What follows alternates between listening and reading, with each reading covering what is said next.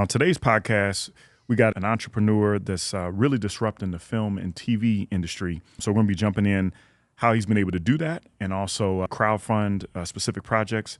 Welcome into the circle, founder and CEO of Lookhu and RAG, Mr. Brian Booker. How you doing? I finally get you in the circle, Likewise. man. Yeah, good stuff. So good to finally meet you in person, man. We were talking, before you jumped on. We've got mutual friends in the space with David McCovey and Ron Johnson. But let's dive right in, man. So for our listeners that may not know, what is Lookhu? Lookhu, really in a nutshell, is like a Tubi meets a TikTok. So we're bringing what they call freemium, which is you can watch movies for free, or you can rent them. You can subscribe to an individual channel, or you can do a pay-per-view event.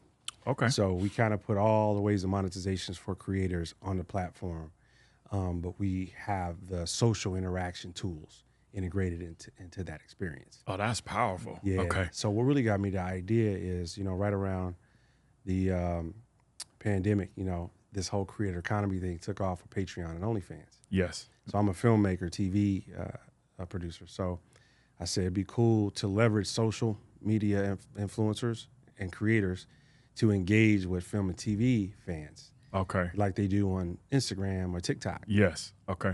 So we integrated all the tech, and we have thousands of films on there. We have our originals, and we do pay-per-view events, and it works. Man, That's an interesting yes, concept. Yeah, so that seems like perfect for this times, right? You know, I think I always imagine watching Netflix. I want to sit here and talk about it. What's going on with it. So you're giving that platform to be able to people to jump in and interact. And then, are you seeing a lot of like the actual creators are the ones interacting with the guests, or are you seeing more of the people watching the films interacting with each other? It's really the creators interacting with the fans interacting with the creators. Oh, that's awesome. Yeah. Although we're really fostering a bustling film community here in Vegas and also, internationally, we're bringing some people from Patreon over to Lookhu actually. So we kind of siphon them off, and even OnlyFans, we have some of their creators. Oh, that's pretty because what I'm finding is a lot of the creators want to kind of be out of those brands or those niches. Okay. And they want to kind of elevate to more premium content. So we're a curated platform, which is a little bit different because anybody can join OnlyFans or Patreon. Okay. So we kind of have to do that in order to stay premium. So we have a lot of the same titles as Tubi. They're a little bit more liberal with I was going to say, Tubi get busy. Yeah, Tubi movies, right, is the thing. Yeah. So we kind of like filter and make sure we have really good quality content. And we allow the creators to interact with their fans like they would do on Patreon or OnlyFans. Okay. But instead of just having a mobile play or web play, which is basically what OnlyFans and Patreon is, we put them on Amazon Fire TV, Google TV, Apple TV, Roku, yada, yada, yada. Okay. So that gives them that TV look. Okay. Yeah.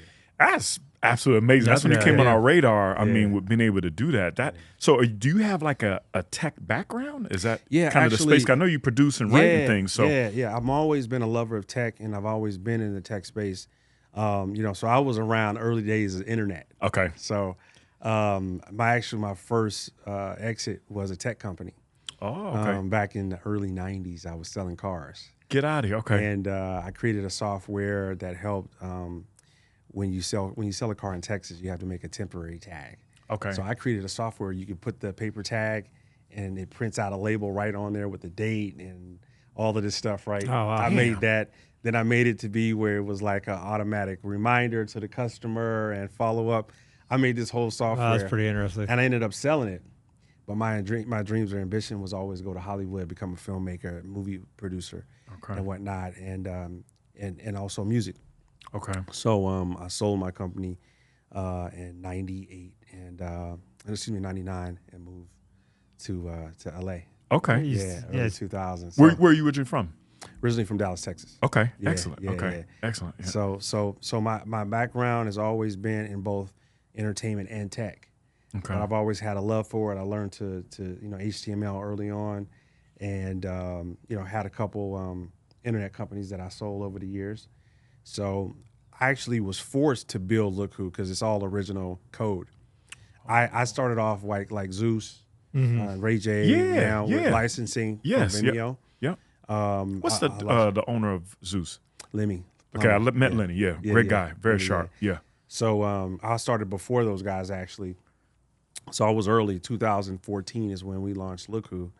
And So you've been 10 years now? 10 years in, yeah. Wow. Yeah, Okay. yeah. So at that time, we went with the usual suspects to license white label. It was very expensive, but it wasn't a lot of people doing it during that time. Tubi came out that year, also Pluto TV. Yeah. So actually, the year before, 2013. So we were all on the circuit doing the panels and stuff together. I would see those guys talking about OTT was a different thing. Okay. So it was like cutting the cord. At that time, it was just HBO Go was the only a la carte channel you could download. Yep. So, my co-founder was chief legal at Playboy before I had met him. And he was like, man, I'm in the most hated industry in the world, cable TV. So I was like, all right, well, he was like, yo, and it's so restricted too. Yeah. So restricted. Yep. And he was like, yo, it's about to phase out, and we had the vision to do a la carte channels. So that's what we do now. We got about 10 a la carte channels, and we're going to be also subbing those out to Byron Allen's company and some other licensees. Get out of here. Yeah. As well. So, even when we do our live, which is also kind of a different component than Tubi does, we put it on YouTube, TikTok, Instagram. And then, of course, when we want to make it more exclusive, we just shut it down where you have to come to Lookhu. Yeah, so it's kind of interesting. Having a tech background is one thing, but this seems like there's a lot of different pieces on this, right? You have the distribution, layers, you have the monetization, you have the exclusivity, you have the, all of these different assets to building that background software program. What hurdles you have to jump through that? Because it's not like a Netflix where it strictly does one thing, subscription and distribution, right? Now you're getting engagement and you're having all these other things that play a part in it. How do you build that portion of it? Because then you're talking about, server space and banking and all these other different avenues behind it that most people may not see, but it seems pretty involved. Well, what happened was, again, I was actually forced to build it because the first 3 white label partners we had went out of business. Oh, during the pandemic too? No. 2014. Got it. 2014, Okay. Yep. 2016, 2017, 2019. Had to start over every time and go to a different white label partner. Okay. And so we were like, 2019, we're going to start over. We're going to build it from scratch like we want it to be. And we're going to own the code and have something truly proprietary.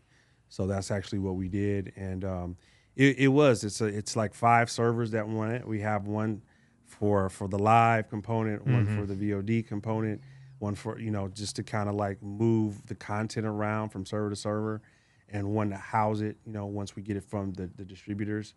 So it's a lot of moving parts. Yeah, but it works seamlessly now. In fact, you mentioned Ryan Johnson earlier. Yeah. We just did his live broadcast. He sold out the Riverside Auditorium boxing about 2 weeks ago. Okay. We Big fan of Ron. Shout out to Ron Johnson. Real good dude. Really good dude. Absolutely. Yeah. So we were able to, broadcast that live, and we're going to be doing more events with him. We have a deal with him.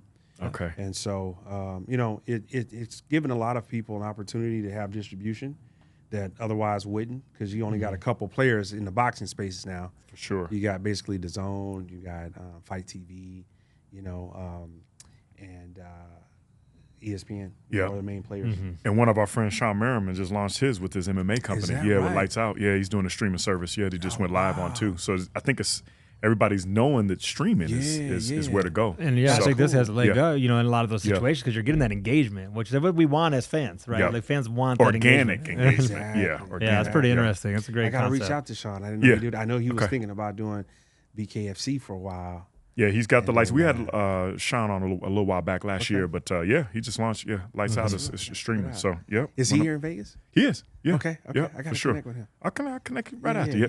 So tell me something real quick. Brand track. How does that work? That's the monetization inside the movies. Is that what I'm understanding? How it does? So it's an AI product. Yeah. You know what? I was actually on a production, and we had a lot of people wearing labels on their shirt. We wanted to basically erase a lot of the logos that were in the shots, and that's a tedious because process of the product placement, right? Exactly. Okay. Now, in a lot of instances, the brands don't trip, but it's also a free advertising for them. So of course, yeah. So in that process, we're thinking, what tools does AI lend to removing brands, and then what can we take that? So We actually, if you guys are familiar with AI, Oh yeah, machine learning, Yeah, stuff like that's that. his language. Yeah, okay. Yeah, all this tech stuff's all in my wheelhouse. Okay, great. Yeah. So we taught AI how to basically pick up the top 100 brands in the world. The Nikes, the McDonald's, the Fords, all of those. And in that process, you got to basically put hundreds of different renditions of those logos on different products. And so basically, we had it learn that, and so the process is you would upload your video, and it would detect whatever logos that you want. We could also learn new ones. I think, like for instance, that's a subtle one right there with Timberland. Yeah, that would be hard, but we have different degrees of how intense we want it to be, and it'll pick it up. And what's cool about it is we have a notification where it can notify the brand manager for that brand and say, we have said video, here's the clip, we can keep it in for your approval or a fee, or we can remove it. That's that's interesting. See what I'm saying? That's and absolutely on top of awesome. that, we can replace it with another brand that might want that. So it allows a lot of creators that don't necessarily have inroads to product placement before they enter production to say, oh man, we got a really finished product now. How do we get a brand to break bread with us another after good the idea. fact? That's fantastic. So we were really searching for creator tools and something practical that we could actually use in production. So that's kind of how we came up with it. So we're in beta now. We're kind of testing it. Well, I would say pre-beta. We're going to release it in July, and we're using it for in-house right now. So what do they You do right against the now? game, man. So that definitely is a game changer, Yeah. right? Especially if I'm a content creator. So right now, how does it work? If I do it, if I post it and it's not allowed, they flag it, my video gets removed, and I'm done. Exactly. So I'm just basically lose all my content. Exactly. But we say, hey, why don't we make this an opportunity for the brands? I always use the example of the ocean spray guy. Remember that guy? Yeah, doing all the Skateboard or fun whatever stuff. it was. Yeah. Right. I remember that guy. But the ocean spray was kind of a phenomenon, right? It was just like a homeless guy listening to Gary Vee. He was like, let me just tape myself skateboarding with ocean spray. Now I remember that. Goes viral, right? And luckily, sales went up. Like they were like, we couldn't have paid $1 million for this commercial, so we got to break bread with this guy. And ultimately they did. They paid him, and I think he got a car. You know what I mean? He's skateboarding. Powerful, yeah. But So, that's organic. That's organic. I love it. But being able to go after the fact, if you don't have that, and say, look, I'm getting traction here. Here's a great viral video. Maybe it's an off-brand juice, and you put a nice ocean spray there. Yeah. Exactly. That's powerful. Exactly. Yeah. So that's the. Where will you take Lookhu to? Because it's like there's so many things happening. So it's just getting so much better with everything with Lookhu. I think honestly, it's the most amazing time to be a film and TV creator because remember when film music distribution was completely dismantled with the birth of Napster. And so I was a music guy in the industry, and everything was like Wild Wild West. Luckily, iTunes and Apple came and said, okay, we're going to organize this for you guys. We got this iPod, we got iTunes. This is how it is. And they basically created independent distribution, through DistroKid. And at that, I think early on, it was TuneCore and some other distributors that allow, independent music makers to bypass the gatekeepers because you had to go get a deal if you wanted your music out. You had to go to Orchid, I think it was. You had to go to Universal, Bungalow, or somehow try to get in the door, and you had to, read some prompts. You had to it was hard, or even worse, you had to go through radio, right? That was before Spotify, and you had to pay those guys. Then all of a sudden, it's all digital. You can make a song from your phone, upload it instantly from your phone, and it's everywhere. Yeah. So ultimately, where I want to take Lookhu is to be a place for independent film and TV producers to be able to literally upload their content, be everywhere, get paid directly, see all the transactions, complete transparency, which is not where it is today. And with the power of AI now, they have those tools where they can do voice to video, video to video. They can do and they can literally create scenes, characters. And the ChatGPT 4 dropped last night. I don't know if you saw that, right? It's crazy, man. So it's like, as of last night, you can have a conversation with the AI in real time, and it can look at you, see your facial expressions. So imagine the implications of how that can change the film industry a year from now. Yeah. You A know, lot of so- producers are having a hard time with that because it's leveling the playing field a little bit. Now you don't need to spend $100 million to make a movie or $30 Yeah, that's what million I'm to make a saying movie. with the Subrick. I guess you can Yeah. develop a whole set, green screen, the whole nine, just through AI, just telling it what to do, and it builds it for you. Yeah. So That's going to be fascinating. You know, good for the little man, but not so much for maybe the people up Yeah. top. Well, that's how it was with music. Yeah, exactly right. You know, Yeah. with the advent of all this software, auto-tune, no distribution, you know what I mean? But ultimately, you just got to adapt. yeah, Because you always hear the big or the people at the high always complaining about it. It was disrupting this. We don't want to build Yeah. this studio It's now control. You because said the now gatekeepers, yeah. people like us I Yeah. may make a movie now. I don't know. yeah, you never know. And that's what we want to do. We want to prove that. In fact, we're working on a series right now that's going to be developed largely in AI, and even the storyline will involve that. And we really want to motivate and show the average enthusiast that they can make a film, even if it's a short film or series, in today's world with the power of AI and Lookhu's distribution model. And do you think that's going to be a Yes. challenge, like from a monetization standpoint, as you start getting this flood of AI created content, where maybe it's less, desirable because you're having millions upon millions of AI generated videos where they lose that sincerity? Do you think it's going to be harder and harder to monetize that? Well, I think it's going to be a lot like the music. Yeah. Because remember, the music went through this. True. So you get paid more on 2007. plays versus you Yeah. get paid on Yep. content. Yeah. There's a lot that we can learn from what happened. Because now I think the last time I checked the statistic, it was 50,000 new songs uploaded every day Yep. just to Spotify.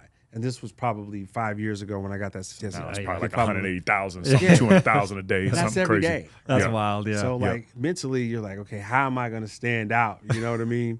From the pack on a daily basis. Well, it's really going to be about fostering community. That's how you're going to really get through the fray and be noticed in today's world. And that's kind of what we encourage of all our creators, is just foster your own community. Makes great sense. Yeah. You know what I mean? And engage with them. And Yeah. that's kind of where, Look Who comes in. That's awesome. How are you feeling about, because I love it, Hollywood 2.0, right? You got Sony, Howard Hughes Corporation, you got Mark Wahlberg doing the consulting. That's about to launch in Summerlin pretty soon. How are you feeling about that, being that you've had to travel to LA and Hollywood all the time, now you got it in your backyard? Yeah, What do you think about that? That's great. I think it's amazing. And I'm glad that Mark stepped up with his leadership to bring it out here.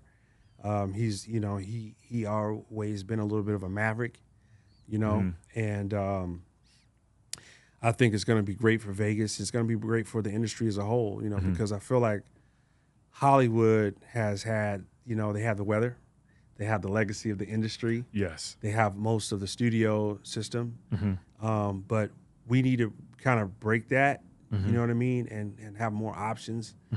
And yeah, selfishly, I'm here, so it's a little bit closer for me to interact sure. with Yep. those guys. There's a lot of good studios here. A lot of kind of In cutting Vegas? edge in Vegas, yeah. Okay. A lot of cutting edge studios. I didn't here. know that. Was Yeah. not aware either. Is yeah. that part of the reason why they're bringing it here? Because they already have that kind of established. You know what? I think a part of that initiative was tax incentives, right? Yes, yeah. So Just that like was Atlanta and New Mexico, a lot of the ones, yeah, for sure. Right. So I think that, this being the entertainment capital of the world, it makes sense. But I think, California is tough, especially for starving artists, man. Yeah. It's tough. It's tough to get ahead. Because even if you hit a lick, and you come up a few $100,000, maybe $1 million, it still don't get you far in LA. Yeah, no. You know what I mean? It's so expensive. Yeah, it's expensive as best. Yeah. But with that kind of money, you can kind of get ahead, make a project, you know what I'm saying? Build some relationships out here. And so I think it's going to be something where it's needed for a lot of people in LA. They just need a little bit of relief. Yeah. And it's a 4-hour drive. It's not too far. But is that an industry where you need to go? Like, it's not like the tech industry, right? You usually want to establish a place where the talent already is, right? Like, you're gonna want to put in Silicon Valley because you have a lot of coders there. Is that the same kind of concept in that industry where you want to put? Are they putting it here because we already have some talent here, or is it the goal is to bring the talent from California over to Vegas? Good thought process. I put my tenure in LA. I was there for 15 years. And I have established my relationships there, so I can always pop in. Networking. A lot of people don't even know I left. Yeah. And I can move and shake without having to physically live there. But for the average person coming into the industry, they kind of still need to make that stop in LA, I think. Yeah, I got it. You know what I mean? Or New York, but mostly LA. So luckily for me, I don't have to live there in order to do business.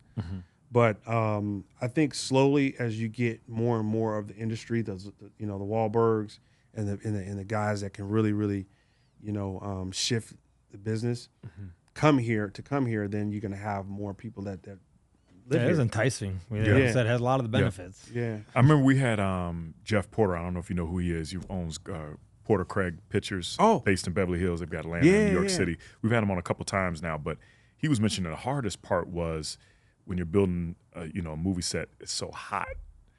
But it seems like now the technology is getting so much better. Like you got the sphere, and you got all these people coming up with these creative ways to make it feel like you're outside or indoors. Yeah. So I see it going to the next level just because it's, you know what I mean? It's just it's so much easier here to get around and get out if you need to versus LA and commute with all that traffic. Right. You know what I mean? 100%. So where do you think it will actually go as far as just movies in general? Do you think more people will spend the money to do that, or do you think they'll do more, low budget, short films and things along that space, or do you think the big industries like the Tyler Perrys of the world are still going to do that spin?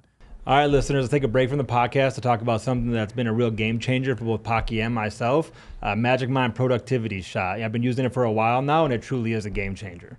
You guys got to check out Magic Mind. I've actually added it to my daily routine. Not drinking the coffee like I used to before. Able to stay way more focused than I've usually done. Was actually working out at 11:30 last night, so love it. And it's not just a caffeine boost either. It's packed with organic matcha, adaptogens, nootropics. It really helps me cut down on my personal to-do list and just overall, not get that mid-afternoon jitters to power through the day. Yeah. Hey, so for all the Vegas Circle listeners, if you're looking to change your daily routine without compromising, definitely check out Magic Mind. So let's get back to the podcast.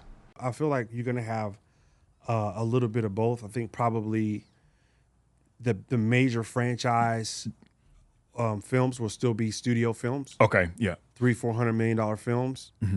And a lot of that is going to be some really high-end CGI, which with the advent of what NVIDIA is doing and these mega processors, those tool sets is going to be in the hands of the independent guys very soon. Yeah. But I think what you're going to have is a fragmentation. You're going to have more of a decentralized industry. Okay. Where you're going to have, this could be a film studio. Yes. You're going to have like some guys that are really savvy in the computer. Yeah. You're going to be able to do renderings of humans, your cast, body scans, and you're going to be able to put them in full scenes and do darn near half the movie with just their likeness. The contracts are going to change a little bit where you say, look, I'm good. You're good. I got your voice. I got your face. We're good. Let me go to work. Yeah, I need you for half a day. I'm good. Yeah. Sign this contract and I'm good. So now you don't have to have the cast on set for so long, the crew on set. So that's why it'd be successful. Locations. You can do all of it virtually. And so it's going to change a lot, and fast. And that's the thing, it is, since we're so early in that infancy, right? We're early in this process. And you see every time people are early, there's always, the pros and cons. The pros is you're early, so you get a foothold, experience, knowledge. The bad part is, though, the regulations sometimes catch up with you. So you may all of a sudden get some regulations where you have to pay this person off of, maybe you can do a half day of work, but you're paying them $10 million if it blows up. Yeah. How are you seeing this regulations impact, what you're trying to do as well? Well, you know what? It was a big shutdown last year with the industry due to AI and the negotiations with all the guilds, you know what I mean? And except Recording Artist Guild. We stayed out of it. Shout out, check him out. That's good. That's the code he owes. Yeah. That's beautiful. Yeah. But you had the Writers Guild, Directors Guild, Producers Guild, all like, we got to figure this out now before it gets out of hand. Yep. And so it shut down for basically the better half of the year, and so that's when I was like, look who, because you had creators, although they be producers of film and TV primarily, that were like, starving. But you had the Instagram, the TikToks, the Patreon, the OnlyFans creators still engaging with their audience and still getting paid directly from their fans, versus the studio system, like they're detached from those fans. Okay. So that's one of the reasons that I tell the relevancy of Lookhu is for, in the future, you need to be less dependent on the studio system. Yep. Where you can balance that out a little bit. But I think, there's going to be companies like Lookhu. Everybody's going to have to be more interconnected, even on a higher level. And so we are just at the precipice where we're people, the word's getting out, and I'm talking to A-list talent every day about what we're doing. Yeah, that's powerful. They're like, oh wow, I see how you're implementing this social stuff. Yeah. On a Netflix type platform. I'm like, the light Now bulb is finally kind of coming on. And you're conditioning for the future, because now you're a sole owner. You're the content creator. You're getting paid for your skill versus a job. Exactly. So that's exciting, man. Yeah. That's why we had you on, man. Yeah, that's great stuff. You're a visionary and you're a disruptor. What's happening, and I don't know anybody else doing what you're doing with Lookhu. Me either. And I hope that the world sees and gets behind what we're doing. We're gonna show them. We're gonna show them with the Omega Circle. Absolutely. Yeah. Talk a little bit about a big piece that I've been, studying a little bit, and I want you to touch on it, is crowdfunding, right? Like, obviously Spike Lee's done it. Yep. I don't know, since inception, right? Since he's been building movies. LaRussell, from my understanding, has been doing a lot of that with his direct-to-consumer with music, Oakland artists. That's right. Throwing concerts in his backyard and doing those things along that line. But what would you share to somebody? Because there's a lot of people trying to figure out, how do you raise capital? Yeah. How do you, a passion project might be out there. And I know you've been successful with it, with crowdfunding. But what's one tip that you would share, for our listeners on how to crowdfund and how to do it the right way? Yeah, we actually have connected with a couple of crowdfunding platforms. Okay. Kickstarter, they pioneered the whole game. Okay. Starting with film. Okay. That's where they started. It ended up being a lot of hardware and some other things. But we have really reached out to the crowdfunding community to let them know, hey, one of the things that filmmakers don't think about is distribution when they're making a film. Yes. Yep. And that's a whole nother life cycle. That's the hardest part. Yeah. It's the hardest part. Yep. But I tell people to think about that part of it. So, we work with Seed and Spark, and there's Kickstarter, Indiegogo. Reaching out to those communities and say, we're here, and a lot of those filmmakers are on Lookhu, that we can put their film out once that's done. But they can also communicate to their backers or their investors. I have a distribution outlet. This is how we're also able to monetize the gate, instead of just depending on the circuit of the film festivals. Got it. Trying to sell it to Netflix. It's tough. It's a very... And you have to have an end. It's about gatekeepers. That's gatekeeper for sure. Yeah, it's like trying to get picked up by the NFL, as a walk-on. You know what I'm saying? Yeah, 1,000%. It's like, okay, because they already have their slate. They already got a budgeted content that they already earmarked. So you coming in and trying to sell your picture, it's a little bit tough. But hey, if you got a community or you have a cast that has a community, then you can tap that in and they can support you. And so that's kind of what I did. But as far as crowdfunding, we're going to bring some innovative things with Lookhu and working with live events. Okay. Because there's not a lot of crowdfunding with live events. So I don't think I've ever heard of crowdfunding for live events. Yeah. Okay. So I've been working on for about 5 years. It's just that, we have to have the right partners. We got the right partners in place for it. But basically, if I want to put on a fight, and I don't know if I want to spend $1 million to see if the public really wants to see this fight. Okay. I can basically, sign a contingency with the talent and say, look, if the public wants this fight, we will put it on. We got the venue, we got this, and the third, and we offer it and put it out there. So we're working on that. It's a better way to check the pulse to really see. Yeah. Okay, I like that. Yeah. Okay. And I don't mind putting my ideas out there because I'm by the time I talk about it, I'm already deep, just about to launch it. You know what I mean? Yeah. So, but that's something that's needed because it's a lot of boxers out here that need work. Yeah.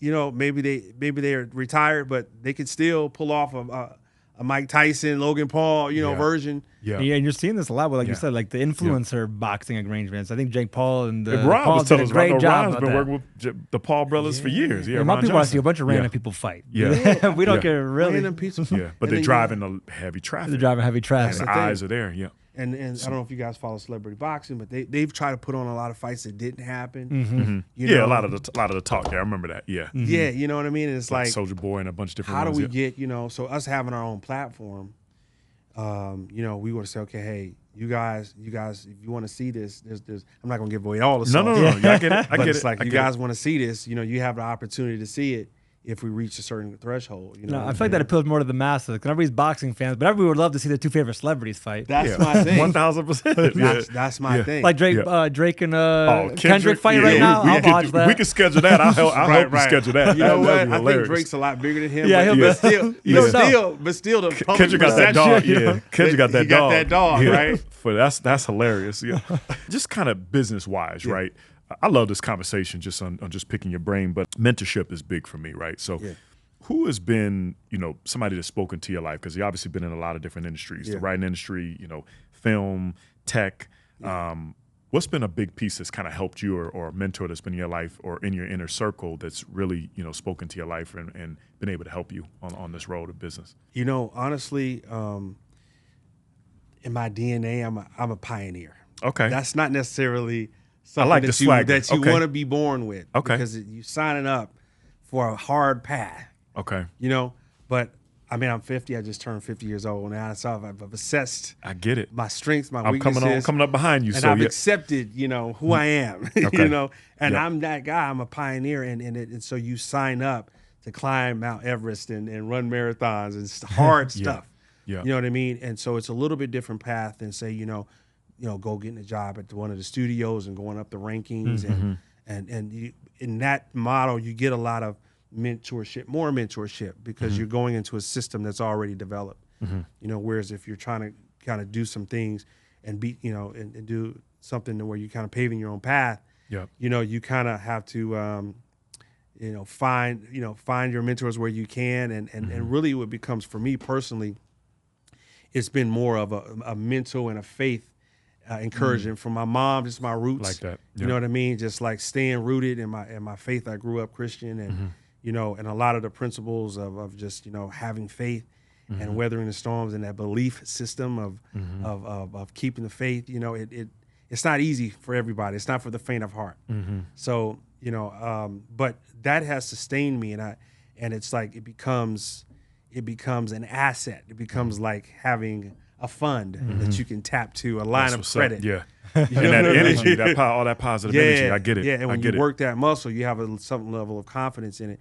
But instead of technical or strategic mentorship, it's just more been about principles of life. That's what's up. Faith, keeping a positive mindset, always doing good business, always being fair, being respectful. And so over the course of my career, I have a good name. I have a good name, work with a lot of people. Yeah. And, most often than not, people have something positive to say with me. And I think that's a big asset that I carry into this next chapter. Yeah, that's important, especially in business. No, I agree with you. And we align, man. You're a man of integrity. That's why I reached out to you, originally, because you could see that. You could see that, what you've been able to do. So that's great, man. Appreciate it. Business advice, we always ask for everybody. Specifically, we're going to talk about Lookhu, right? Yeah. So what would you share for our listeners, somebody that's thinking about right now, maybe they've got a vision and they want to get into, their own small business, or they want to build a movie and put it on Lookhu and work with you. Yeah. What would you share with them? I would say, believe in yourself. Understand that you're going to have challenges. Yeah. You're going to have plenty of challenges, yeah. So just understand that comes with the territory. So don't let it rattle you, Be very crystal clear on what you want to do. And really try to find a good team. You're not going to ever do anything that's going to be very impactful without a team. Yep. So, it's like being on a championship game. You could be a really good player, but if your other supporting ball players aren't good, you're not going to reach that goal. Yeah. So, having a good team around you that's on the same accord, is the foundation. I love that. You know what I'm saying? So yeah, love that. I would start there. Yeah, that's powerful. Transition a little bit. We always talk about restaurants, man. So Vegas restaurants, man. What's one, Jim? What's your favorite restaurant here in Vegas? You know what, man? I got to tell you, it might be surprising, but my wife is French. Okay. and she loves hot and juicy crawfish. Okay. That's a good spot. Okay. So me from Texas, she put me up on. Okay. Man. I didn't even know about hot and juicy. Yeah. But I found out about it in L.A. Did you really? Oh, that one in LA In too? LA, yeah. Oh, I didn't know Okay. that. I've been to Right Hot now, Juicy. yeah. Hot Juicy's bomb. My wife took me there. I never knew about it. You get the shrimp in the bag shrimp and the in the juices bag, and gotta everything. put the bib You put the bib and all on. Yeah. that. Almost got that in my eye. It almost killed myself Right, one you know day. what I'm saying? But Hot Juicy's, yeah. Hot Juicy is That is a good excellent, spot. though. Yeah. So I found Yeah. out this is where it came from. Yes. It came from Vegas, Yeah. right? Oh, I They know got two they of had them other here. places. Yeah, they got Yeah. 2 of them here. Yeah. Yeah. 2 of them here. Yeah. Yeah. That's, So- I learned something new too. So we, she put me up on it in L.A. Okay. So when we came here, Gotta take care of we it. had to take care of. So Yeah. that would have to be the all-time, That's awesome. Is spot the we original go one in to. Chinatown? Is that the Yeah, original one? there's 2 of them in Chinatown. Yeah, They're they got both the on one, Spring Mountain. Oh, on you're the right. Strip, too. Yeah.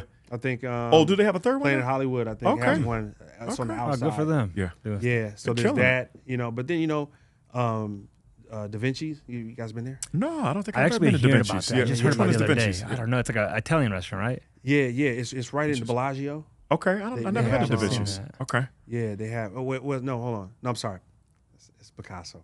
Picasso. Oh, yeah. Picasso. Okay. I'm Da sorry. Vinci's. I in know the- it was one of I thought Da them. Vinci's isn't that in Yeah, we Summerlin? went Da to Picasso Vinci's. I before. think Da Vinci's in Summerlin. Oh, is it something? Is it- Yeah. There's It's so many good Picasso. restaurants, but Picasso, we want to get the right one. I've been to Picasso's before Yeah. in Hot and Juicy, but I don't think anybody's mentioned that on the pod before, either one of them. Uh-uh. So you Yeah. gave us two Yeah, that no, nobody's mentioned. Total opposite. I was gonna No, say, that's those good. are very different But you types want of hole in the wall, cuisine. but Yeah, you want right. hole in the wall, and then there's high end. That's what makes Vegas so Yeah. so I was great. surprised that 100%. Paki been hot and juicy. I'm not surprised you went to Picasso. Yes, he said I'm bougie. Right, He said right. I'm bougie. So that's yeah. Little bougie. Shout out But to you know, both of them, wife, man. wife, Yeah. That's what it is. Yeah, French got some good food, man. What else is on the horizon, man? What else you want to finish out strong with for 2024? Well, you know what? We have tons of. If you guys go to lookhu.tv, Yep. You'll see there's tons of movies, studio films, independent projects, live events. But we're really getting into our groove with originals. Okay, So love we're that. really focusing on Like the Lookhu original brand, kind of like your original content. original content. Okay, know, sorry. So we've done a couple. We did the Ray J project, Raydemption. Oh, yes, I got a did see chance that, to, yep. Write and produce, and then we did a horror comedy with Danny Trejo and one of Tiny Lister's last films before Excellent. he passed. Oh yeah. And so this next wave we're going to be working on original series. We're going to be working with some local producers here. One Awesome. of my guys here, Brian Cooper. He's done a Awesome. couple films that we're going to bring onto the platform. Got a great project with his called Lose about Chicago gun violence. That's my hometown, yeah. man. Okay, cool. Okay, shout out to Chi-Town. Yeah, okay. yeah. Okay. And then we got a project that's kind of like our version of Black Mirror that we're coming out with. Wow. Oh, very- that's very- my favorite okay. show. I love Black Mirror, right? You're doing It's some big crazy, stuff, yeah. man. Yeah. No, we beautiful. got to. If it ain't pushing the envelope, it ain't fun. You know what I Yeah. mean? Yeah. You got to do something to kind of Yeah. shake things up. So that's Let's what's see you coming making up. moves. That's exciting stuff. Yeah, It really yeah. is. But it's an absolute pleasure to sit down with you, Byron. Seriously, man.